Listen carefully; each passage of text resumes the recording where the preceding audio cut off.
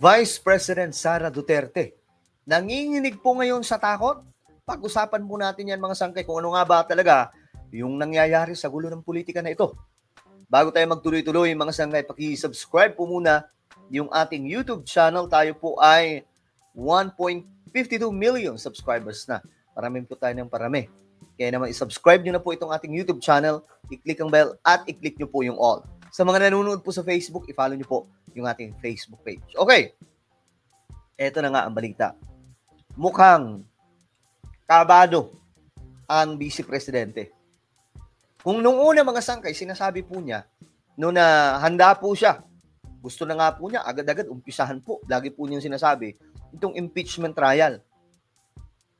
Pero mukhang nakakatunog mga sangkay na mayroon pong twist.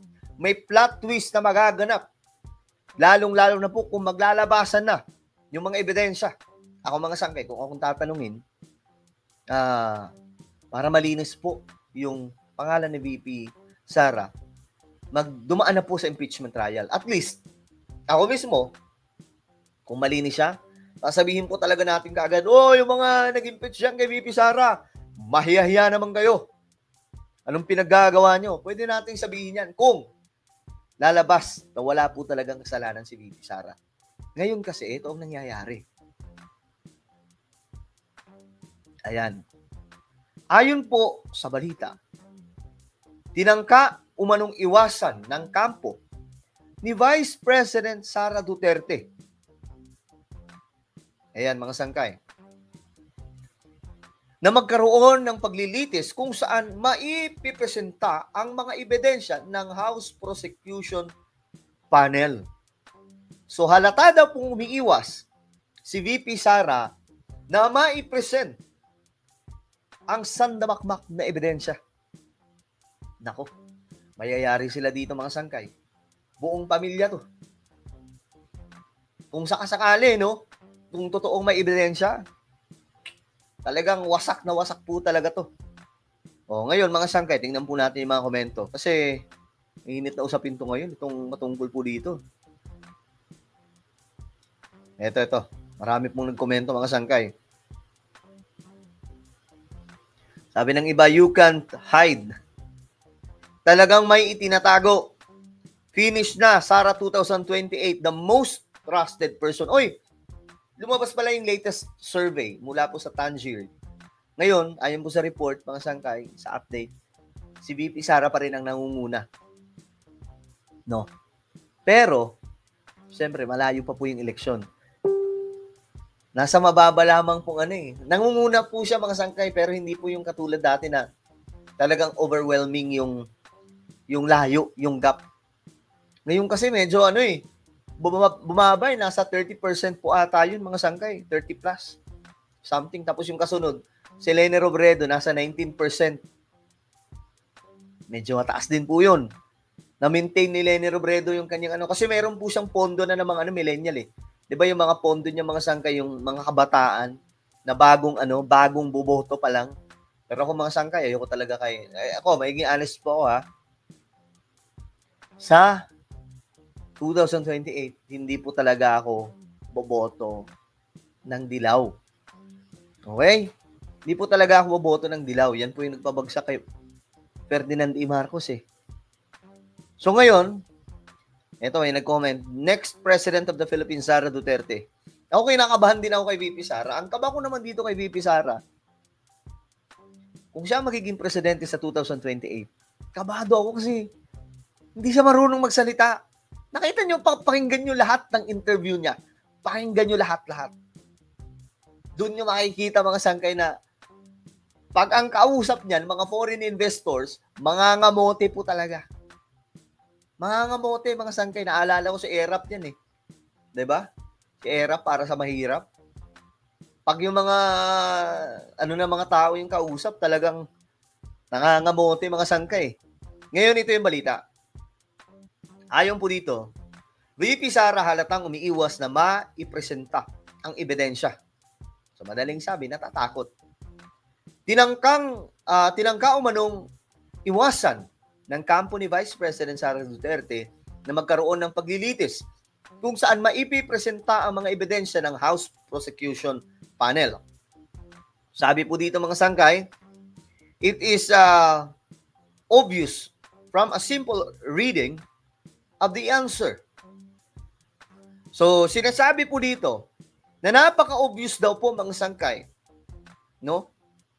Sa mga sagot na tila baga yung defense team ni VP Sara iniiwasan po na mapunta mga sangkay sa impeachment trial. Itong kinakaharap niya. Ayan po mga sangkay, oh. Yung defense team ni VP Sara, yung kanyang legal team, yung strategy nila is to avoid the trial. Yun po yun mga sangkay. Para po maiwasan po yung impeachment trial. Ayon sa prosekusyon, malinaw na ayaw ni Duterte na kumprontahin ang mga seryosong aligasyon. Yan na.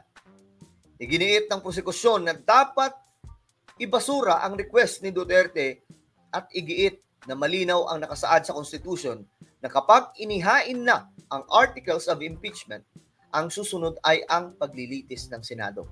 Correct.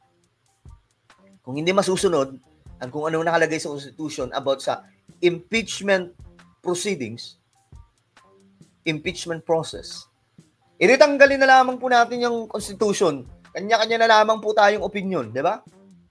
Kasi kung hindi na po nasusunod ang Constitution, tanggalin na natin yan. Ano ba ang kinakatakot nila, Baby Sara? Kung malinis po sila, ako mismo magtatanggol sa kanila. Ako promise po yan. Kung malinis po si VP Sara, kasi tayo naman, neutral naman po tayo dito sa ating channel. Pag nakita po natin na gawa-gawa lamang po yung mga pinagsasabi, mga issues sa kanya, eh di pagkatapos ng impeachment trial, banatan natin yung mga nag-akusa sa kanya niyan. Diba? Mga sangkay, ganun lamang po kadali. Kaso nga lang, sa nakikita natin, parang gustong lumusot ng kampo ni VP Sara. No? Kasi, sabi pa nga dito, these articles of impeachment highlight respondents Duterte's unfitness for public office, sabi ng prosecution panel. The Honorable Impeachment Court should reject respondent Duterte's desire for a dismissal without trial. Kasi nga po, ang napansin po natin, nag-file po sila ng dismissal ang kampo ni VP Sara. Nagulat nga ako doon. Teka lang. Akala ko ba, laban na laban to sa impeachment trial. Bakit ngayon parang natakot na? Hindi parang, talagang natakot po. Diba? Kasi yung legal team po ni VP Sara, nag-file na po doon mga sangkay na i-reject. Hindi po pwedeng ma-reject yun. Kasi nga po, yan po yung proseso ng impeachment trial. Naipaasa na sa Senado. Naiproseso na. Ang kailangan gawin ng Senado, mag-proceed. Dapat nga, nakaraan pa Kaso mukhang 28th Congress pa ang gagawa nun. So talagang kailangan mag-proceed yan para magkaalaman, magkabukay-kayan. At least makita man lamang po yung ebidensya, makasagot po doon si VP Sara. Di ba? Hindi po yung tipong mag-iiwan po tayo ng question mark. Sige, hindi natuloy yung impeachment ni VP Sara, pero may question mark sa atin. Totoo kayang corrupt si VP Sara? Di ba? May ganun. So para mawala yan, ituloy na po yung impeachment. Sundin natin ang kung anong nakasaad sa Constitution. Di ba? Sundin natin. Kasi yun po yung legal process ng impeachment trial o impeachment complaint. Yun na, nasa Senado na, wala po silang ibang choice dyan, mag-proceed, ipagpatuloy na yung impeachment trial. Kung hindi po nila susundin yan, hindi, tanggalin na po natin yung Constitution natin. Kanya-kanya na lamang pong trip yung mga officials. Diba? Well, kayo mga sangkay, ano po ang inyong opinion tungkol dyan? Comment down below. Mayroon po tayong YouTube channel. Ito po ay Sangkay Revelation. Hanapin nyo po ito ngayon sa YouTube.